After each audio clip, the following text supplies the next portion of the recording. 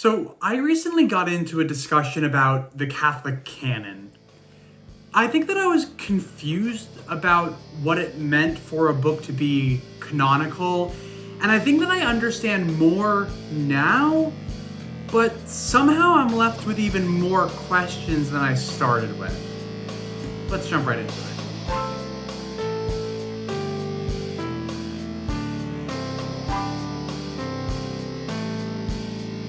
I figured that the best thing that I could probably do to get an answer to this was to call Catholic Answers. So I did. And the guest that I was allowed to speak to was Mark Brumley, the president of Ignatius Press. Let's listen to see how Mark answered my question. Before we take our bottom of the hour break, let's go to another Kevin here in Kentucky. Kevin is watching on YouTube. What's your question for Mark Brumley? Kevin.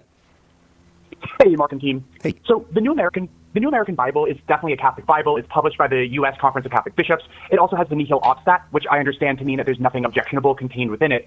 However, the New American Bible contains certain passages in brackets, like the pericopa adulterae in John chapter 8. The footnote on the pericopa adulterae in the New American Bible reads as follows. It says, the story of the woman caught in adultery is a later insertion missing from all early Greek manuscripts. It goes on, and then it says, the Catholic Church accepts this passage as canonical scripture. So I thought the Council of Trent obligated the Church's members to accept, quote, the Catholic Canon as sacred and canonical in all of its parts, which I assume would include the pericopa adulterae. So how does the New American Bible square the bracketing of the pericopa adulterae with the statement from the Council of Trent? And I guess what does it mean for something to be canonical if it's missing from all the early Greek manuscripts? Thanks. Well, Kevin, good question. So with respect to the question of the Council of Trent, certainly the Gospel of John is included in the canon according to Council of Trent. This footnote in the New American Bible indicates that regardless of whether or not this passage in John chapter 8, verses, or it actually starts at 7:53 through 8:11, this note in the New American Bible indicates it is part of the biblical canon, so it's divinely inspired. The question is, did the original manuscript of John include this? And the note is saying that, well, as you read it, but let's underscore it here, is that the story of the woman caught in adultery is a later insertion here, missing from all early Greek manuscripts. So that's just a fact, that it's missing from our early Greek manuscripts. I am glad that the Catholic Church seems to accept the legitimacy of modern biblical studies. Cool. At some point or another, either it was originally in the Gospel of John, and those other early Greek manuscripts didn't contain it for some reason that we don't know, or it originally wasn't in the Gospel of John, but nevertheless was part of the New Testament tradition, and it came to be attached to the Gospel of John. One of the great things about the Catholic Church is that while we appreciate the value of scholarly research into manuscripts and traditions and things of that sort, the Catholic understanding of the canon is that the Church has the authority to recognize the canon. So whether or not this passage was originally part of John's Gospel or... The Church appreciates modern scholarship but kind of doesn't care and just appoints things as canon? I thought that canonicity was supposed to be the authenticity of something. I thought that something being canonical meant that this was the original. Maybe I'm wrong. All right, let's continue. Came from another source. Some people think it may have originally been part of Luke's Gospel. There are reasons why that might be so, but regardless of whether that is the case, the Catholic Church has determined that this account is canonical, and therefore it's part of sacred scripture. It's part of the inspired divine writings that come to us from the apostolic age. What do you think, Kevin? That was awesome. Thank you. If I could maybe just ask for a little extra clarity. Sure. What exactly does canonical mean? And I asked this question because respectfully, I wanted to convey that I was still confused, and that canon definitely didn't mean what I had thought it meant. Definitely not what I thought it meant when I was still Catholic. Canonical means it's regarded by the Church as being part of sacred scripture and divinely inspired. The word canon just means like a norm or a standard. And I think that this was the crux of it. Being canonical just means being normative? These are the books that were normally being circulated? With all due respect, why should I care about what the normative books were in early Christianity? If the Gospel of Judas was being used all the time, would I think that that book is particularly powerful for some reason? Is this just a popularity contest? They add a few more words, so let me let them finish.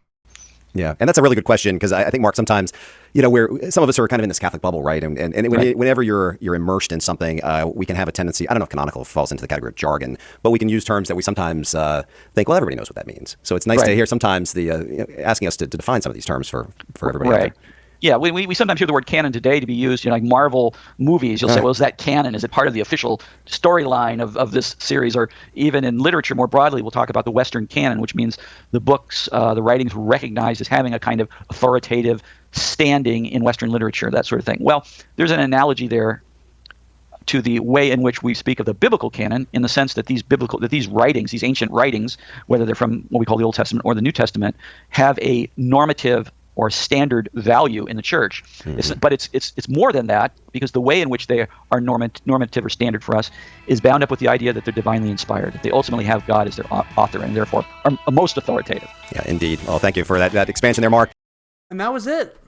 So some of my questions were answered. I learned that being canonical really just means being normative for early Christianity. But lots of questions still remain. What's so special about the normative books that were being used by then? Because normative books differed from region to region. The Shepherd of Hermas was being used by many early Christian churches, but ultimately did not make it into the canon. Things like the Gospel of Thomas were in circulation in early Christian churches. Depending on the region, those didn't make it into the canon. Normativity seems to be a rather arbitrary marker to use for what should be canon and what should not be canon. But if canon just means normativity, are we really just saying these are the normative books?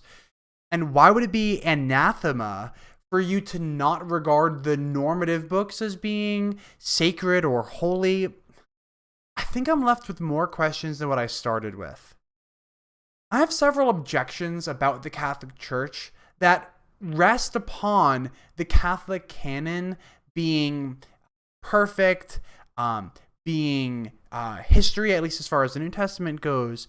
But if a Catholic can skirt around these objections by just claiming that canonicity doesn't actually mean that these events literally happened, such as the pericopa adulterae, that these are just the books that were normatively in circulation, then I suppose that is a defeater for some of my objections.